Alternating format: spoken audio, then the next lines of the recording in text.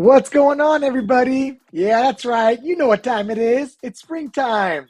Time for us to be outdoors and getting our hands all up in that dirt therapy, transplanting, planting, uprooting, moving things from one pot to another. And yes, we all know that we can go out and buy those big bags of potting mix ready to go, but that costs a lot of money and you get very little product when in reality we could create the same product, if not much better product, for a fourth of the price, maybe even a fifth of the price. And if you go really big and bulky, even a tenth of the price. Also knowing exactly what you're putting into your potting mix, and it's very simple. They say, keep it simple, stupid. Well, there's a reason for that. You don't need a lot of it. What goes into the really good potting mix that's well drained, great for avocado trees, citrus trees, all your fruit trees that like well drained soil. We have peat moss. As you can see, I'm spraying out the peat moss. Right here is one bag, which is 2.2 cubic feet of peat moss. Spread it all out nice, clean, organized. Make sure you get rid of all the lumps from that one bag of 2.2 cubic feet. Then you're going to add in your compost. I like to use whatever I have available. Cow manure seems to work great. It is on the salty side as far as salts that go into the soil from what the cows have been eating. However, it doesn't really burn your trees, your plants, your vegetables, whatever it is that you're planting. So one bag of peat moss, 2 bags of cow manure. You can buy this stuff that's very inexpensive, or you can buy the one that's more expensive, about 3 or 4 times more expensive. Same stuff. I don't know. I don't see a big difference on it, as long as it's well composted. So 2 bags of these, which is 2 cubic feet of cow manure. Spread it all out. Make sure it's all broken down, well composted. If it smells like doo-doo, it's really not broken down all the way. For the most part, nowadays, everything that's in these bags has been broken down enough that you won't harm your roots, your trees, and everything that you're planting in it. So we have the peat moss. We have the cow manure. Then you have to put in some soil. I'm sorry, not soil. We're trying to make our soil here. Perlite. In this case, 1 cubic foot of perlite, which is this bag. You buy it online or at the big box stores. It comes in a 4 cubic foot bag, so I use about a fourth of that. Spread it all out nice, just to make it easier when it comes to mixing. After you add that in, you're going to put some sand. Sand helps with the drainage as well as the perlite. Same exact thing. It just makes it look pretty, and it's fluffy and airy and lighter. Sand is very heavy, but it works well. It drains very, very fast.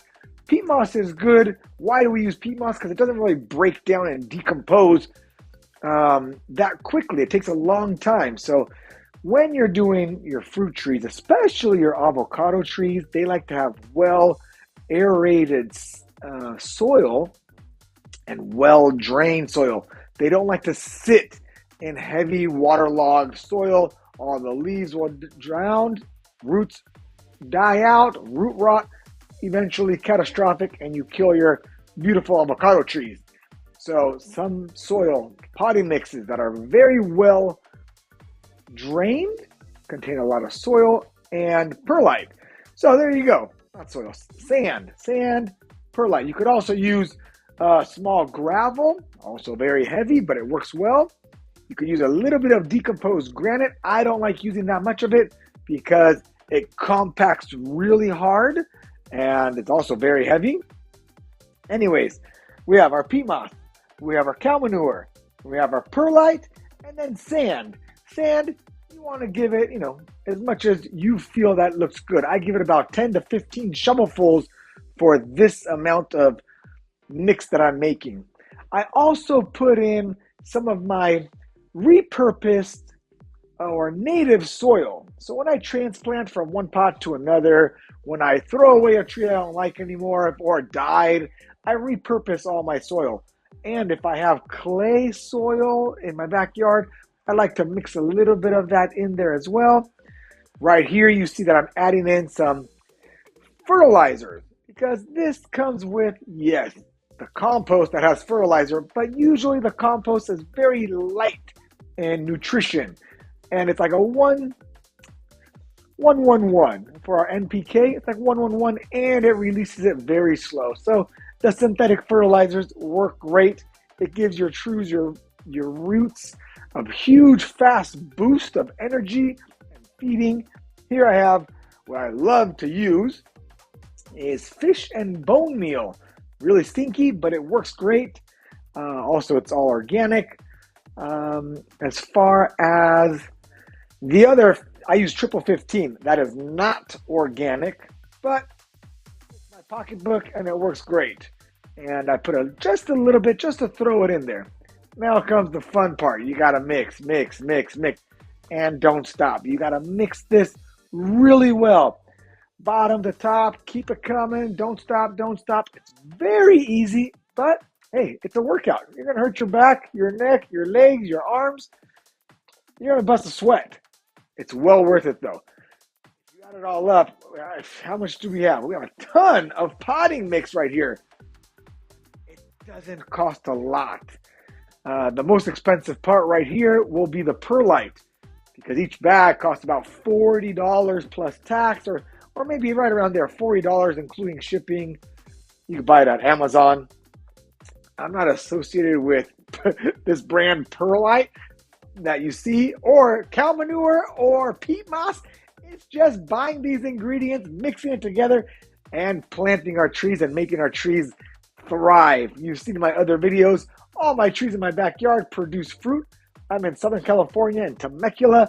Everybody had said you cannot grow avocados in Temecula, even though you have Fallbrook 15 minutes away, which is avocado city, avocado nation for the United States.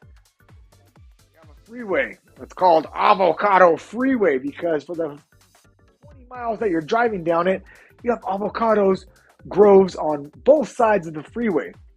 Acres and acres and thousands of acres of avocado groves.